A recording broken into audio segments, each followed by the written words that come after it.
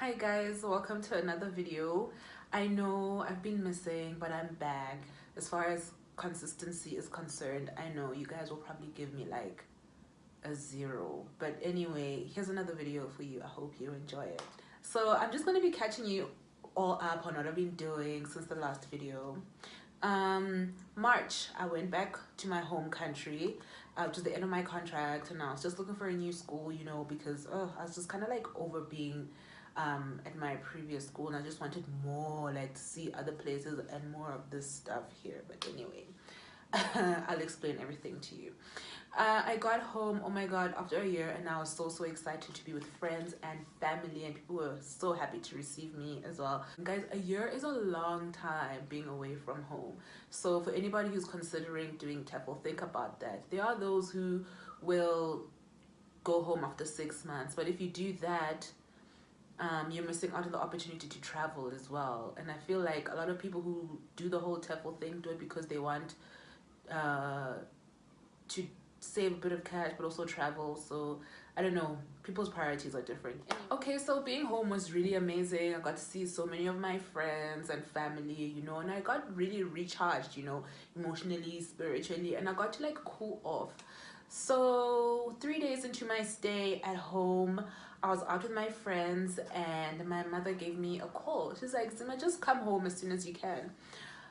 So then she didn't make it sound urgent, so I was like hanging out with my friends, and then then I went home like in the afternoon, and she calls me into her bedroom. Oh, so how have you been, spending time with your friends, are they happy to see you? I said, yeah, it's been so nice, and I saw so and so and this and that, and we went here and there, and then she said, oh, okay, well, I just want to tell you that utata uswelekile. And I was like, utata kabani? And she said, utata ukezo, that akho. So yeah, that's how I found out that my dad had passed on. And I had told myself that I was gonna see him the following week. What's the rush? I mean, I'm gonna be home for an extended period anyway. But unfortunately, I didn't get that opportunity to see him.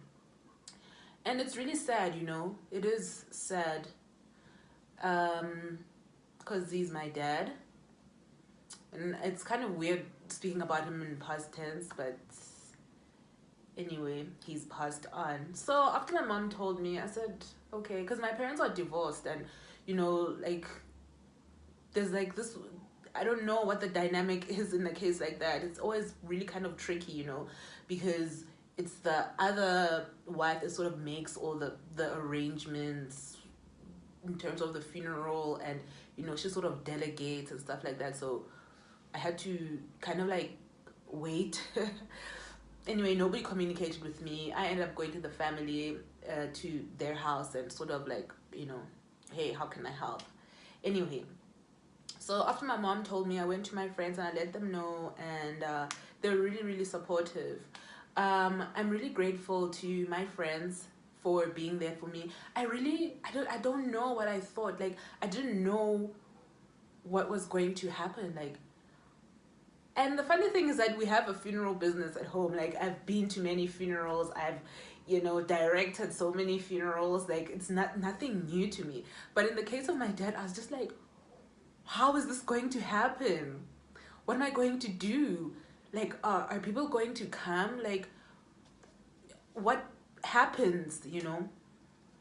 It's different when it's you in that position. And I was always just so surprised at all the love and support that I got, especially from people that I didn't expect to even care. So I'm really grateful for that.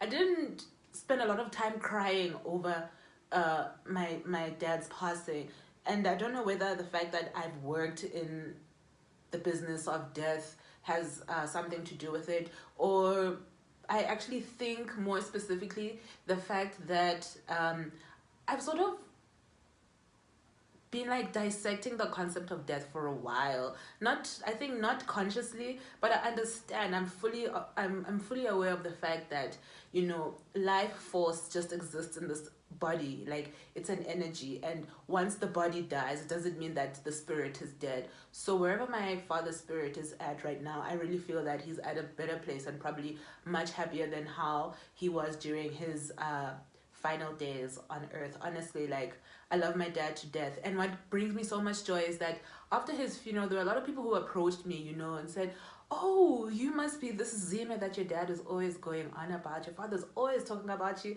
And it's kind of awkward. It's awkward because I was like, "Oh, I don't know who you are." Okay, thank you. But it's really heartwarming when I sit and I think about it when I'm in my own private space, because it just proves that he did love me, and I also love him as well. And now, like, I have, you know, when I was a child, I look so much like my dad. Like, I look 150% like my dad and nothing like my mom. And then when I was a kid, I used to hate it because everybody would be like, "Oh, I got Sam, not that okay."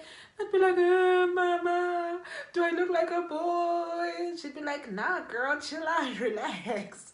I used to hate it. But now when I look myself in the mirror and I see, you know, my dad's nose and his lips and his eyes, and, you know, I've got his smile, and I'm built like him, like, it makes me feel good.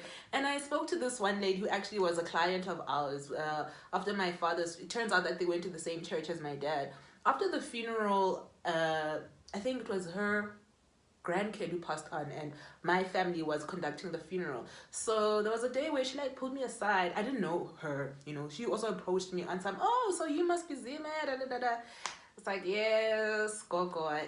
She's like, "Yo, your dad was always carrying on about you." You know, she went into detail and all of that. And so she ended up saying, you know, "Oh, your dad told me that you live overseas and you're working, and he's so proud of you. And he said that, you know, his greatest wish is that when he passes, that I happen to be there." Obviously, at the time, he didn't know that he was going to, you know, pass on. But I'm just so grateful to God. And, like, it's just a true testament that God is alive, God is real. The fact that I was able to be there when my dad passed on. Because I arrived on the Wednesday in South Africa. I arrived on the Wednesday. And my father passed on Saturday. I'm really happy I got to see him off because, you know, my other brothers and sisters who are overseas in Canada and the UK weren't able to make it.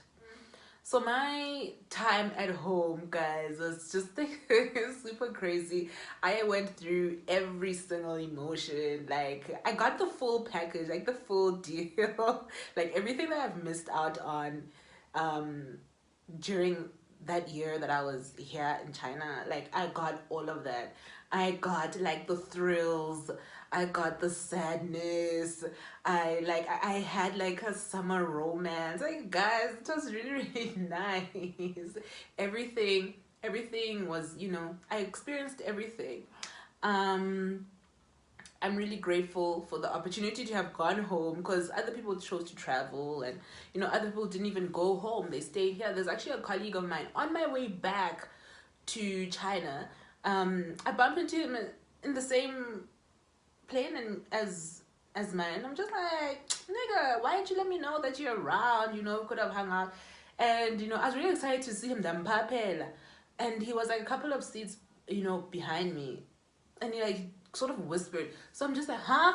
I went closer to him, and he told me that no, he had actually come home for his mom's funeral. So it was just like, yeah, it gives you like a greater appreciation of life, honestly.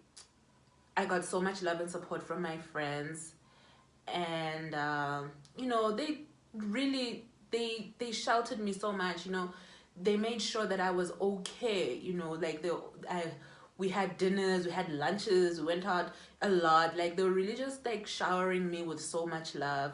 And I vacationed a bit. You know, I did like a short left. I went to Limpopo, a province I had never gone to before. And we stayed at this beautiful guest house, and we did the whole thing, you know, like, we were touring different cities, different towns. And like my friends were really just great, guys. They showed me so much love, and not like pitying me, you know, just like genuinely being friends. And I think this also like increased the bond between my mom and I. Like my mom and I have always been close, but I feel like as I get older, we get closer and closer and closer. And now, you know, my mom is like, she's old now, like she's a granny. She's becoming so tender and attached, and it really makes me think about what I want to do over the next couple of years. Like I really need to get my ducks in a row. And I'm really proud of myself because being here in China, I've been able to like focus, you know, like put my money towards all the right things, save enough money to travel, you know, be able to live like I am, straight up adulting. Guys, I didn't think it was possible for me to adult. Like it was always a worry, but anyway, I have been, and I'm really grateful. So yeah, guys, like not to go into great detail, like if you want to see what I've been up to while I was at home, you can always check out my Instagram. And yeah, so that was me just catching you guys up on what I've been doing. And I owe you more videos, so keep it locked onto here.